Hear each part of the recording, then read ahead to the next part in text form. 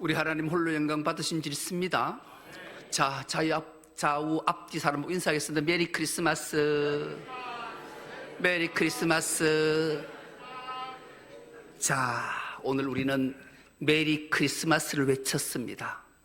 그래서 제가 상품권을 두께가 상당히 두꺼워요. 이거 주려고. 우리가 세상 사람들과도 메리 크리스마스 하잖아요. 여러분, 메리 크리스마스의 뜻을 아는 사람.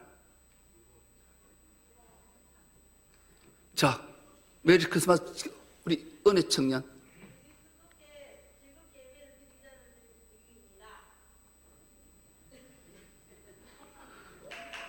이야, 이거 금방 맞추면 안 되는데.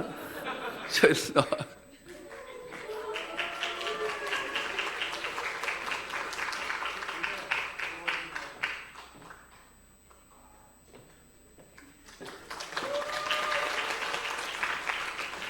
제가 지난주에 목사들 5명과 대화를 하면서, 야, 메리 크리스마스가 뭐야? 즐거운 성탄절요. 은혜 청년처럼 답을 맞춘 사람이 하나도 없었어요. 목사들이. 여러분 혹시 아셨습니까? 메리 크리스마스는 세 단어 합성이 세 단어 합성. 메리, 기쁘다, 행복하다, 즐겁다. 크리스, 예수 그리스도.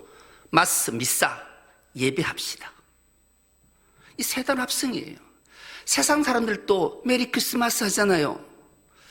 기쁘고 행복하게 모여서 예수님을 예배합시다. 이게 메리 크리스마스예요. 가장 중요한 핵심 단어는 예배예요. 세상 사람들이 이 의미를 모르고, 그리스도인들도 이 의미를 모르고 그냥 메리 크리스마스 하는 거예요.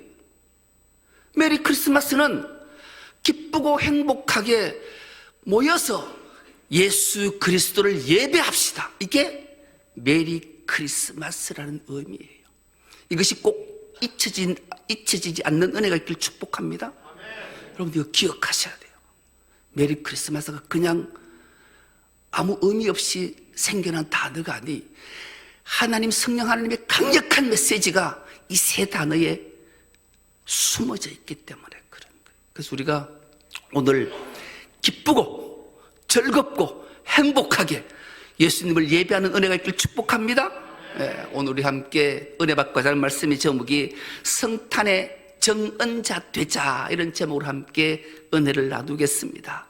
책 한 권을 소개하는 것으로 말씀을 열려고, 책 제목이 삶의 어떤 순간에도 하나님. 삶의 어떤 순간에도 하나님. 페리 노블이라는 목사님이 쓴 책이, 페리 노블이라는 목사님은 미국에서 2번째로 대형 교회를 담임하는 목사님. 이분은 심한 우울증을 앓았어요. 여러분 우울증 알아보셨습니까? 우울증을 제가 알아봤잖아요. 아니 제가 사는 집이 10층이에요. 문만 열면 3초만 결정하면 뛰어내리면 그냥 생을 마감하는데 그 마음이 자꾸 드는 거예요. 너무 힘든 거예요. 왜 이러지? 내가 왜 자꾸 목사가 죽고 싶은 생각이 들까? 그래서 병원을 갔어요. 그래서 이 말씀을 들었다면 검사를 해보자 하더라고요. 검사를 했더니 우울증 초기더라고요. 우울증 초기 병명 진단을 받았어요. 아니 목사가 이게 우울증이 오면 어떡하냐. 그래서 정말로 눈물로 기도하고 감사하고 해서 밖에서 이제 지금은 안 그래요. 얼마나 감사하지. 이 페리 노블 목사님이 3년간 우울증을 앓았어요. 죽고 싶은 거예요. 목사가 죽고 싶은 생각이 드는 거예요. 왜 그럴까? 자기를 돌아봤더니만 현대를 살아가면서 목회하면서 이 짓눌림, 억압, 교인들이 행복해야 되고 교인들이 아프면 안 되고 교회를 성장시켜야 되고 이런 막 중압감, 압박감 때문에 생겨났던 병이더라고요. 그러면서 신앙으로 어떻게 극복할 건가? 그래서 이 모든 것을 극복해냈기 때문에 쓴 책이 삶의 어떤 순간에도 하나님. 어떤 순간이 우리에게 닥쳐와도 오직 하나님만 붙들면 하나님께서 모든 것을 합력해서 선을 이루신다. 이것을 믿고 쓴 책이, 그리고 이분이 마지막 유명한 격은 한 말씀을 남겨놨는데 이 말씀이 가장 어두운 밤일지라도 상황보다 크신 하나님을 기억하라. 하나님은 결코 당신을 포기하지 않으신다. 그러므로 우리의 시선을 들어 하나님을 향해 하나님을 바라보라. 참 모든 상황보다 크신 하나님을 바라보는 은혜가 있길 축복합니다. 그럼 모든 것을 이겨낼 힘을 허락해 주실 줄 믿습니다. 여러분, 우리는 신약 성경 4복음서를 알아요. 마태, 마가, 누가, 요한. 그런데 예수님의 탄생 소식을 기록한 책은 마태와 누가뿐이에요. 가장 중요한 예수 탄생 소식을 왜 마태와 누가만 기록했을까? 왜 원복음인 마가는 기록하지 않았을까? 영적 복음인 요한은 왜 기록하지 않았을까? 이유를 찾아내야 돼요. 마태는 말 그대로 사자복음서라는 별명을 가졌고 유대인의 복음서예요. 유대인들은 무엇을 중시 여기는가? 전통을 중시 여겨요. 족보를 중시 여겨요. 그래서 마태는 첫 장이 족보를 기록하고 있는 거예요. 예수가 구원자가 그리스도가 메시아가 우리의 조상 아브라함과 다윗을 통해 이 땅에 오신다. 그래서 우리는 메시아신 그리스도이신 예수를 경배해야 된다. 그래서 그 놀라운 동방 박사가 예물을 가지고 그 먼 길을 와서 하나님을 경배한 게 초점을 맞췄어요. 그러면 자세하게 기록한 누가복음은 누가는 의사이잖아요. 의사는 세밀히 병명을 잘 진단해야 돼. 그리고 누가복음의 별명은 여인의 복음서다. 어머니의 마음으로 긍휼히 여기는 마음으로 복음. 그리고 더 나아가 이방인의 복음서가 누가복음이에요. 예수 탄생 소식을 마태는 동방박사를 경배하는 것으로 탄생 소식을 전하지만 누가는 어두운 캄캄한 밤에 양떼를 지키는 목자들에게 이 복음을 전하고 있어요. 여러분, 이 목자에게 왜 하나님은 이 놀라운 인류를 구원하는 예수 그리스도를 전하게 목자를 불렀을까? 여러분, 우리는 기억해야 될 게 하나 있어요. 유대인들은 어떤 사건이 일어났을 때 살인사건이든지 강도든지 도둑이든지 어떤 잘못을 하는데 누군가가 목격자가 있으면 그 목격자가 증언하면 그 증언대로 처벌하는 거예요.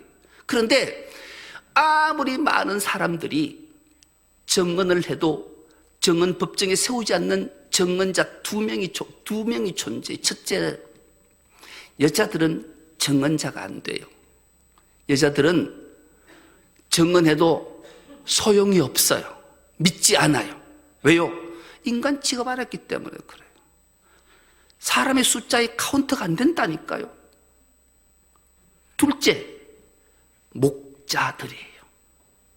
목자들은 증언자로 법정에 설 수 없어요. 근데 놀랍게도 누가복음의 탄생의 증언자는 목자들이었어요. 그리고 더 놀라운 것은 주님이 죽은 지 3일 만에 부활하신 부활의 증거자는 여자들이었어요. 여러분, 놀랍지 않으세요? 왜 하나님은 가장 중요한 인류의 구속자 예수 그리스도 탄생의 증언자를 목자로 쓰고 부활의 증언자를 여자들로 썼을까? 그 이유는 우리가 놀랍다 얘기할 수밖에 없는 거예요. 부활의 증언자는 부활절에 다시 말씀을 드리기로 하고 이 목자를 이 증언자로 쓴 배경을 살펴봐야 돼요. 여러분, 이 목자들이 어떤 자들이 목자인가? 성경은 자세하게 기록하고 있는데요. 출애굽을 했던 인물이 누구예요? 모세잖아요. 모세가 살인을 저지르려고 강야로 도망가서 살았던 곳에서 아내를 만나 결혼하잖아요. 그 장인의 이름을 성경은 이드로라 이렇게 기록하고 있어요. 이 이드로가 어떤 사람인가? 겐 족속이었다 이렇게 말해요. 이방인이에요. 겐 족속. 이 겐 족속이 이제 모세가 유대 백성들을 이끌고 하나님 약속하신 젖과 꿀이 흐르는 가나안 땅 여정에 갈 때 이 겐 족속들이 따라와요. 그래서 그들도 이방인임에도 불구하고 유대 민족처럼, 유대인처럼 가나안 땅에서 살았어요. 그러던 어느 날 그 겐 족속의 후예 중에 한 사람이 등장하게 되는데 그 사람의 이름을 성경은 요나답이라 이렇게 말해요. 요나답의 후손들이 살아요. 어느 날 하나님이 예레미야에게 말해요. 예레미야야, 너는 겐 족속 요나답의 후손 레갑의 자손들을 부르거라. 그 레갑의 자손들을 불러서 성전 구석진 방에 앉혀놓고 그들에게 따뜻한 음식과 포도주 한 잔을 건네보거라. 그래. 그런데 이 레갑 자손들이 그 성전 방에 들어와서 포도주를 마시지 않는 거예요. 너 왜 포도주 안 마시냐? 이 물이 귀한 나라에 포도주 한 잔을 해야 너 혈액순환도 잘 되고 좋을 텐데 왜 마시지 않아? 그러니 그 우두머리 된 사람이 이렇게 답을 해요. 우리 조상 요나답이 우리에게 명령하신 것이 있습니다. 너희는 첫째, 포도주 마시지 마라. 둘째, 집 짓지 마라. 셋째, 파종하지 마라. 농사 짓지 마라. 여러분, 사람이, 이 땅을 살아가는 사람이 포도주 마시지 않고 집 짓지 않고 천막에 거하고 파종하지 않고 농사 안 지으면 할 수 있는 직업은 딱 하나뿐이에요. 뭐예요? 목자예요. 목자. 목자의 인생을 그들이 살아가요. 이것을 단 한 번도 어기지 않았어요. 그런데 이들은 떠내기로 나그네로 돌아다니면서 살아야 되는 그들이 어떻게 예루살렘에 들어왔고 어떻게 예루살렘에 들어와서 오늘 하나님께서 성령께서 천사들이 그들을 목자들을 찾아와서 오늘 다윗의 동네에서 구주가 나니 그를 경배하라, 그를 맞으러 가라 말씀했을까요? 어떻게 그들은 유목민들인데 예루살렘에 들어왔을까요? 이 배경도 기가 막힌 거예요. 유대 백성들이 불순종했어요. 하나님은 그들을 징계하기로 결정하셨어요. 아수르를 통해서 북이스라엘을 멸망시켰어요. 그리고 바벨론을 통해 유다도 멸망시키죠.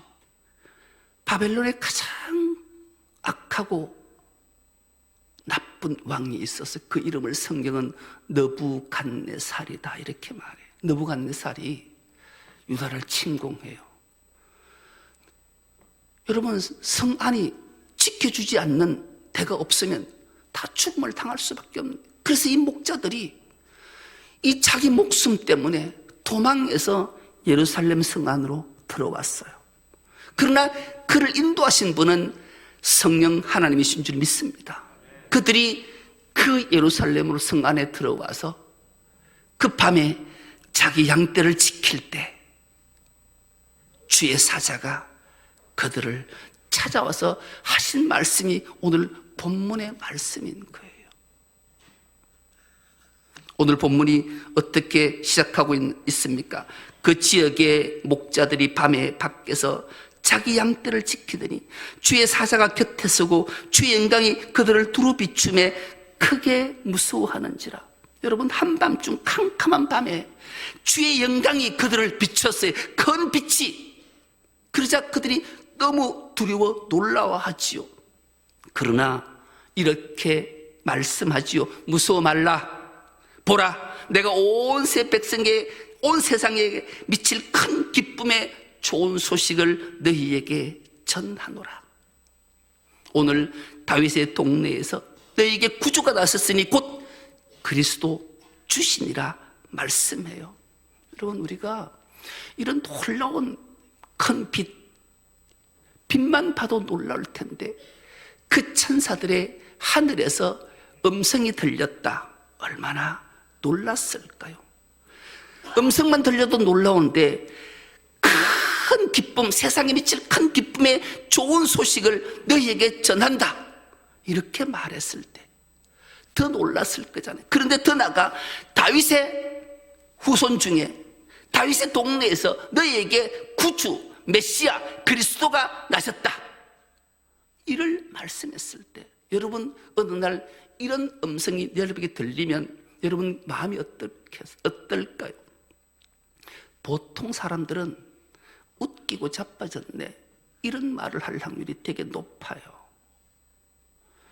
피식 조소를 날릴 확률이 높다니까요. 그들이 레갑의 후손들, 겐족속, 요나답의 후손들, 그들이 목자가 아니었다면 어떻게 표현했을까요?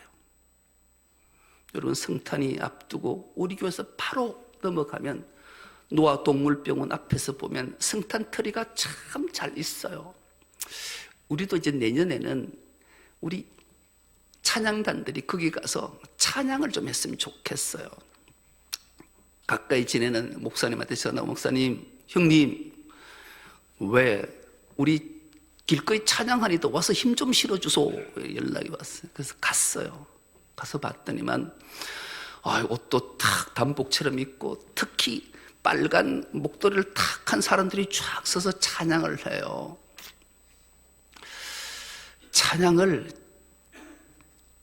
인간적 모습으로는 참 못해요. 삑사리도 나고 참, 근데 전부 다 보한 할매들이 염색도 안 하고 하는 거예요.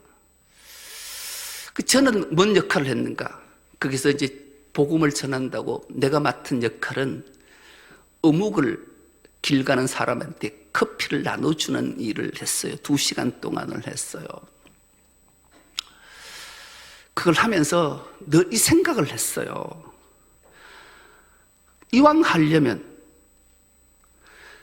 좀 푸릇푸릇하고 남이 봐도 참 이쁘고 멋있는 사람들이 했으면 좋을 텐데, 물론 인재가 없어서 그럴 수도 있겠지만 좀 마음이 아프다, 그런 생각을 했어요. 그리고 마치고 난 다음에 그 목사님에게 말씀을 했죠. 내년부터는 우리 교회에서 내가 몇 명을 파송시켜 줄 테니까 그 좀 하거라. 막 아이고 좋지요. 막 그래서 그 일들을 감당하고 다 좋은데 사람들을 좀 바꿨으면 좋겠다. 그러니 그 둘레길, 그 철길을 수많은 사람이 오가는데 머물러서 그 찬양을 듣고 함께 하는 사람들이 거의 없었어요. 그나마 어묵이 비싼 걸 사서 하나만 먹으면 배가 부를 정도로 그런 것을 주니까 그 먹는 순간만 잠깐 한 1, 2분 서 있는 거예요. 그리고 제가 잘생겨서 나한테 말 거는 사람은 한 10분쯤 그 자리에 머물러 있었어요. 그래서 제가 역할을 가장 잘 감당을 했어요. 그리고 돌아와서 이제 성탄 설교 준비를 하는데 내 마음속에 성령께서 말하시는 거예요. 내 이놈, 너 왜 그런 마음을 가졌어? 하나님은 사람은 겉모습 외모를 보고 택하지만 난 사람의 마음의 중심을 본다고 틀림없이 말씀했는데 넌 왜 눈에 보이는 시각을 가지고 그 말을 했냐? 아니, 이게 크게 들려서 눈물이 왈칵 쏟아졌어요.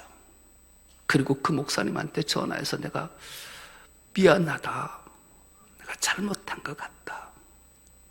하나님은 인간의 모습을 보고 판단하시는 분이 아니고 주의 탄생을 찬송하고 싶은 그 열정과, 비록 외모는 보잘것없고 하잘것없고 나이가 들어서 몸도 움직이지 않지만 주를 사랑하는 마음으로 성탄의 기쁨을 찬송하는 그 찬송을 내가 받았다.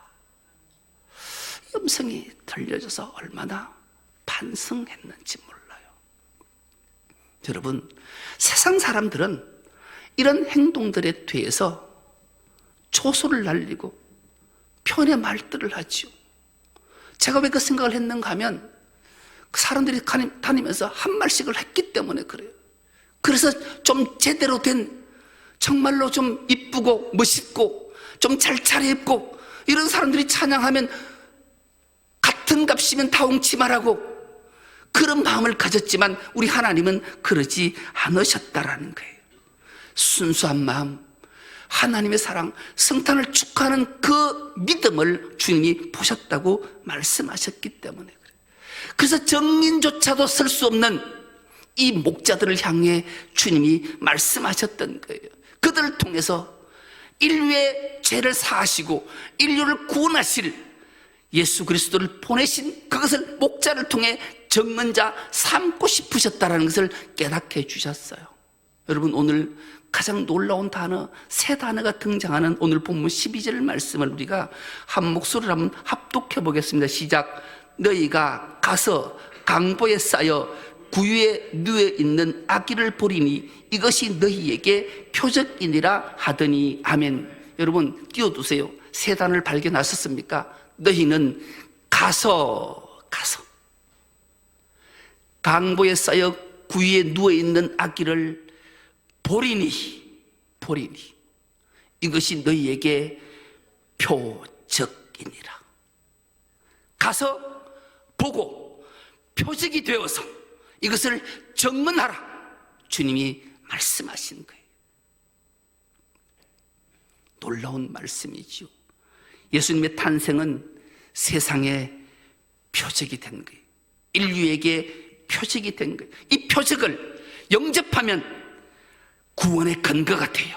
그러나 영접하지 않으면 심판의 근거가 되는 거예요. 오늘 우리는 이 표적을 영접했기에 구원받은 자인 줄 믿습니다. 영원한 생명 얻은 자인 줄 믿습니다. 그리고 우리는 가서 봤으니 이젠 표적이 되어 정언자의 삶을 살아야함을 결코 잊지 않는 은혜가 있기를 축복합니다. 더 놀라운 말씀은 가슴에 새겨야 될 말씀인데요, 13절에서 14절 말씀 우리가 세 번역으로 같이 한번 합독해 보겠습니다. 시작. 갑자기 그 천사와 더불어 많은 하늘 군대가 나타나서 하나님을 찬양하여 말하였다. 더없이 높은 곳에서는 하나님께 영광이요 땅에서는 주님께서 좋아하시는 사람들에게 평화로다. 아멘. 여러분, 호련히 갑자기 하늘 천사 군대가 나타났어요. 그리고 하나님을 찬송하는 거예요. 여러분 한번 생각해 보십시오. 하늘 군대의 천사들이 갑자기 나타나서 주의 성물을 찬송해요. 더없이 높은 곳에서는 하나님께 영광이요 땅에서는 주님께서 좋아하시는 사람들에게 평화다. 하늘 영광과 땅의 평화를 노래했으니 찬송했으니 얼마나 감격했을까요? 이것으로 모든 탄생은 마쳐져요. 여러분, 마치는 것으로 끝을 내면 마침은 곧 새로운 시작이 되어야 되는 줄 믿습니다. 이걸 기억하셔야 돼요. 왜요? 오늘 우리가 읽지는 않았지만 이제 이후에 15절로 쭉 내려가면 그 하나님의 성물을 찬송했던 천사들이 다 사라지고 목자들만 남겨요. 남겨진 자들이죠. 즉 우리를 말씀하는 거예요. 우리는 곧 이 땅의 정언자로 남겨진 자들인 줄 믿습니다. 그러자 이 남겨진 자들이 한 행동, 목자들이 자, 우리 빨리 일어서서 베들레헴으로 가자. 그리고 주님께서 말씀하셨던 그 일이 일어난 것을 보자. 그리고 급히 빨리 달려가서 구유에 누워있는 아기를 찾아냈습니다. 그리고 말씀의 목격자가 되었습니다. 그리고 순종하는 삶을 살게 됐죠. 그들은 보고 나서 모든 사람들에게 이 기쁨의 소식을 알렸던 겁니다. 그때 세상 사람들은 이상히 여겼다. 그러나 예수의 어머니 마리아는 마음속에 곰곰이 되새겼다. 이렇게 말씀해요. 이 말씀 내용이 15절, 18절, 19절 말씀인데 이 말씀도 한 목소리 합독하는 것으로 말씀을 맺겠습니다. 15절이면 시작. 천사들이 목자들에게서 떠나 하늘로 올라간 뒤에 목자들이 서로 말하였다. 베들레헴으로 가서 주님께서 우리에게 알려주신 바 일어난 그 일을 봅시다. 이것들을 들은 사람들은 모두 목자들이 그들에게 전해준 말을 이상히 여겼다. 마리아는 이 모든 말을 고이 간직하고 마음속에 곰곰이 되새겼다. 여러분, 우리는 마리아 같은 사람이 되는 은혜가 있길 축복합니다. 곰곰이 되새기고 이 구원의 감격을 안고 주를 청언하는 청언자의 삶을 살아서 또 다른 생명을 구원해내는 놀라운 역사를 만들어내는 우리 중성독교의 모든 건속 다 될 수 있기를 간절히 기도합니다. 하나님 감사합니다. 성탄의 감격과 기쁨을 안고 예비합니다. 주님의 청언자 되게 하여 주옵시고 주님의 영광을 선포하고 청언하는 정인의 삶을 살아 주님 앞에 섰을 때 잘했다 칭찬받기 부족함 없는 우리 모두가 되게 하여 주옵소서. 감사드리오며 예수님의 이름으로 기도드리옵나이다. 아멘. 이어서